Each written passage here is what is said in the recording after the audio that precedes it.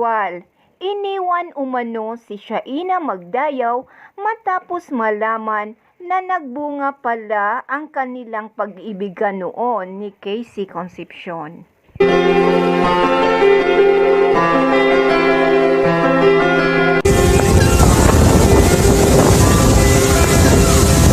Hindi nga nagustuhan ng kapatid ni Shaina Magdayaw na si Vina Morales ang ginawang pangiiwan ng boyfriend nitong si Piolo Pascual. Ayon nga sa balita, matapos nga daw na malaman ni Piolo Pascual na nagbunga pala ang pag-iibigan nila noon ng kapamilya actress na si Casey Concepcion, agad nga daw na nag-iba ang pakikitungo nito kay Shaina na kalaunan ay natuloy din sa pangiiwan nito sa actress.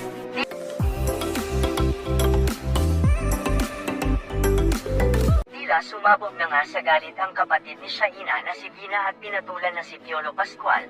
Ayon dito, ginawa lang daw basahan ni Piolo ang kapatid dahil naging sunod-sunorin ito sa aktor. Ngayon nga daw na buntis na ngayon si Shaina, hindi daw talaga makakabuti dito ang stress na dulot ni Piolo.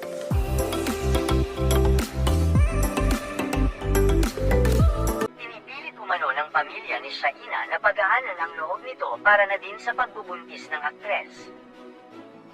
Ayon naman kay Piolo, hindi naman daw niya tatakbuhan ang responsibilidad bilang ama sa magiging anak nila ni Shaina Magdayaw. Nais lang daw talaga nito na magkaroon ng peace of mind dahil sa mga nangyayari.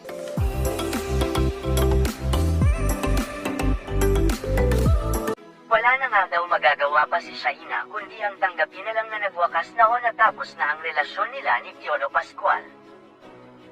Pagtuunan na nga lang daw sana ng pansin ni Shaina Magdayaw ang pagbubuntis niya dahil makakatulong din ito upang makalimutan ang hindi magagandang nangyari noong sila pa ni Piolo.